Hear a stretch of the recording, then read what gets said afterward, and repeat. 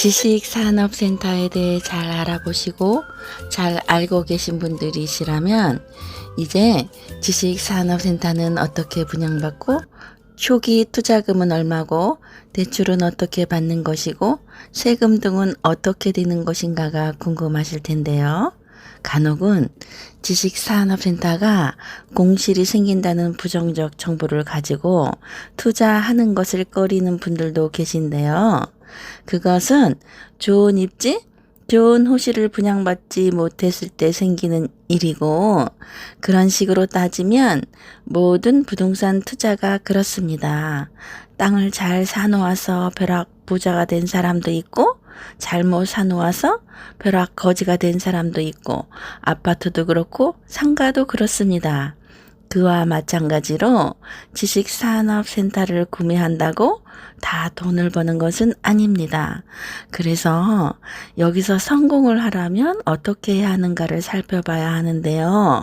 그것은 저와 같은 전문 상담사를 미리 알아놓으시고 발빠른 정보를 취해 분석하시는 방법밖에 없답니다.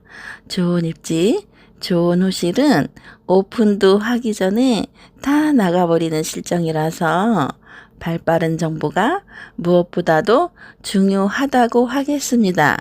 오늘은 지식산업센터 수익률을 계산하는 방법과 대출 이자를 계산하는 방법, 그리고 분양받는 과정에 대해 안내해 드리겠는데요. 예를 들어 분양가 1억 8,700만 원짜리 지식산업센터를 분양받으신다면 1억 8,700만 원 더하기 1,402만 5천 원 합하면 2억 102만 5천 원이 되는데요.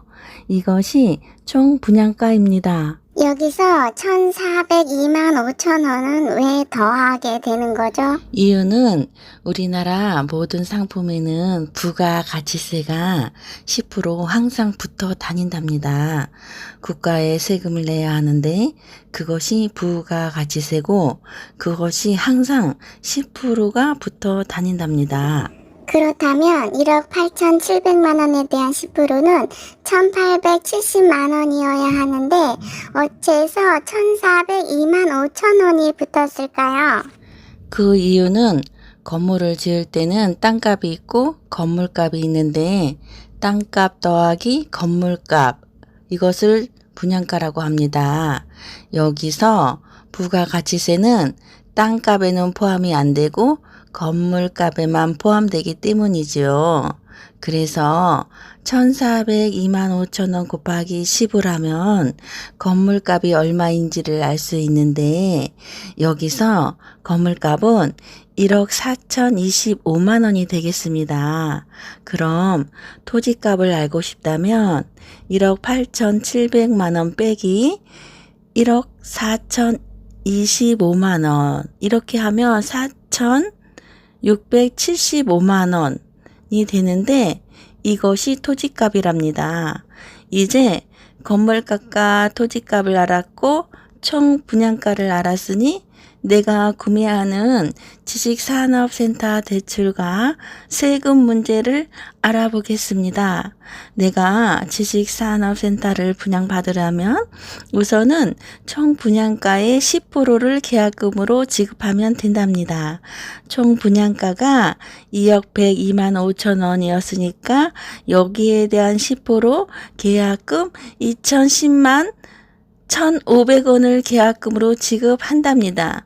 그리고 나서 구매자가 할 일은 20일 내로 사업자를 발급받아야 하는데 그 사업자 발급 과정이 너무 어렵다거나 복잡하다고 생각되신다면 저에게 연락 주시면 제가 모두 도와드린답니다.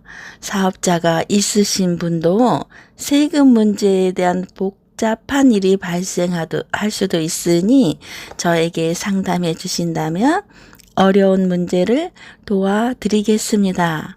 일단은 구매자가 할 일은 계약금 10%만 지급하고 사업자를 발급받으신 연후에 잔금 치를 때까지 아무것도 하실 일이 없으시답니다. 사실 아무것도 하실 일이 없는 것은 아니고요. 사업자 통장으로 5회에 걸쳐서 부가가치세가 환급이 들어오는데 웬 꽁돈이냐 생각하시면 안 되시고요. 그 돈을 꼬박꼬박 잘 모으셔야 한답니다. 이유는 후에 잔금을 치를 때 그 돈이 필요하기 때문이지요. 그럼 잔금은 언제 치를까요? 그리고 잔금은 얼마일까요? 잔금은 분양받고 나서 건물이 다 올라가고 입주 시기에 잔금이 치러지게 된답니다. 나는 10%의 계약금만 냈는데 내 건물이 벌써 다 지어진 것입니다. 이유는 시행사가 5회에 걸쳐서 중도금을 납입하고 이자까지 치러 주었기 때문이지요. 여기서 중도금은 분양받으시는 분의 명의로 대출을 받아 치러진 것인데 계약 시 분양받는 자가 계약금 10%만 지급하고 중도금 50%는 대출을 받겠다는 사인을 했을 것이고 그 사인에 따라 대출이 진행된 것이고 그 대출금으로 중도금을 지급했고 그것에 대한 세금으로 부가가치세가 생성되는데 그 부가가치세는 100% 환급이 되어 내 통장에 꼬박꼬박 들어온 것입니다. 여기서 다시 한번 계산을 하자면 나는 계약 시 총 분양가의 10%인 2,010만 2,500원을 지급했고 중도금 50%는 대출을 받겠다고 사인을 하였습니다. 중도금 50%는 5회에 걸쳐 시공사로 납입이 되는데 총 1억 2만 5천 원이 납입되게 됩니다. 그 돈으로 시공사는 건물을 다 짓고 입주 시기가 다가오는데 입주 시기에 나는 잔금 40%를 납입하면 되는데 그 40%는 나는 돈이 없어 하고 걱정하실 필요가 없으시답니다. 그리고 대략 2년간의 시간이 있어 그동안 그 돈을 마련하실 수도 있으시고 그게 어려우시다면 여기서 또 한 번 분양가의 70% 많게는 90%까지도 대출이 일어나는데 이것을 대환대출이라고 합니다. 보수적으로 책정하여 70%라고 가정했을 때 대환대출 금액은 1억 3,090만 원입니다. 이 돈을 은행이 빌려주는데 친구에게 단 10,000원도 빌리기 어려운데 은행은 참 잘도 빌려주는군요. 그럼 여기서 은행이 왜 이렇게 나한테 대출을 잘 해줄까요? 난 단지 계약금 10%만 지급했는데 건물은 다 지어지고 그 건물이 내 거라는 명의가 발생해 내가 2억 102만 5천 원의 건물을 소유한 소유자라고 인식하고 은행은 대출을 해주는 것입니다. 난 10%만 지급했는데 이미 나는 건물주가 되어버린 거죠. 주물주 위에 건물주라고 했는데 이렇게 10%만 지급해도 건물주가 될 수 있군요. 어쨌든 잔금이 8,041만 원이 남았는데 이건 역시도 은행이 대출해줘서 쉬워진답니다. 10%만 지급했는데 은행은 그게 내 건물이라고 생각해서 그 건물을 담보로 70%를 대출해 주는데 70%인 1억 3,090만 원을 대출받아서 중도금 1억 91만 2,500원을 상환하면 상환 후 내 손에 3,038만 7,500원이 지어지는데 3,038만 7,500원은 내가 어디서 번 돈이 아니고 다만 계약금 10%를 내서 구매한 내 건물에서 이뤄진 대출 금액입니다. 다시 돌아가서 잔금 아까 40%가 필요하다고 했는데 잔금 40%인 8,041만 원 빼기 대환 대출로 남은 금액 38만 7,500원 빼기 그동안 은행에 꼬박꼬박 들어온 돈 아까 제가 쓰지 말라고 모아두라고 했던 돈 부가가치세로 환급받았던 1,402만 5천 원 빼기 여기서 세를 놓는다고 생각했을 때 세입자가 가지고 들어올 보증금 분양가의 10% 1,870만 원, 대충 이럴 때는 2천만 원의 보증금을 받는데 그냥 10%로 계산해서 1,870만 원을 빼면 잔금시 1,729만 7,500원. 그러니까 처음 계약 시는 10%만 계약금으로 납입을 하고 나는 아무 생각 없이 지내다 보면 대략 2년 후에 건물이 완공되는데 그 2년 후까지 나는 아무 생각 없이 있으면 되고 그 2년 후에도 내 돈은 딱 1,729만 7,500원, 딱 1,729만 7,500원만 있으면 된다는 거죠. 여기서 우리가 생각해야 하는 것은 처음 계약 시 총 분양가의 10%인 2억 10만 2,500원만 납입하고 나는 2억 2만 5천 원짜리 건물주가 되었고 2년이 지난 후 잔금을 납입하면 완벽한 건물주가 되는데 그 기간 동안 화폐 가치는 떨어지고 건물값은 올라서 나는 재산을 증식할 수밖에 없는 구조가 된다는 것입니다. 내 돈이 아닌 은행 돈을 빌려서 나는 부자가 될 수도 있다는 것이죠.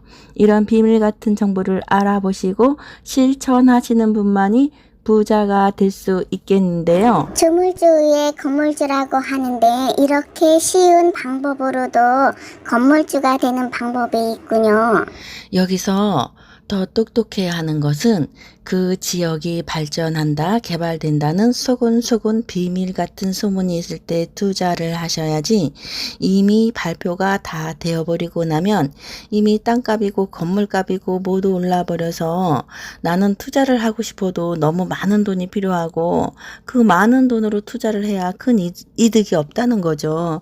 그럼 이렇게 제가 소곤소곤 비밀 같은 정보를 알려드릴 때 투자를 해야 나중에 건물값이 오르고 땅값이 올라서 나는 앉아서 부자가 되는 것이죠. 여기서 은행도 한몫을 해주는 것이 은행이 나를 건물주로 인식하고 돈을 팍팍 빌려준다는 것입니다. 똑똑한 사람은 온전히 내 돈으로 돈을 빌리지 않는답니다. 이렇게 남의 돈을 빌려서 부자가 되는 것이죠. 빌려주겠다고 나서는데 안 빌릴 이유가 없겠지요? 의왕 스마트시티 지식산업센터는 의왕역 1번 출구에서 도보 5분 거리에 초대형으로 세워지게 되는데 의왕역은 현재 너무 낙후돼 보이지만 곧 GTX 완공 시기가 오면 몰라보게 달라질 호재가 가득한 역사입니다. 여기에 초대형으로 지식산업센터가 세워지는 데는 다 이유가 있겠지요. 초대형 지식산업센터 1층 근린생활용지는 광장형 스트리트형 모루로 세워지고 칠드런 뮤지엄까지 세워지게 된다니 그럴 때는 어떤 특별한 이유가 있겠지요. 특히 이 지식산업센터는 각종 교통 호재에도 매우 유익한 점이 많지만 초대형이라는 것에 큰 메리트가 있고 주변 IC와도 매우 가깝다는 것입니다. 특히 IC와는 1km밖에 안 되어서 승용차로 5분 거리에 있답니다. 의왕 스마트시티 지식산업센터에 대해 자세한 안내를 원하신다면 아래 전화번호로 연락을 주시면 아주 자세히 안내해 드리겠습니다.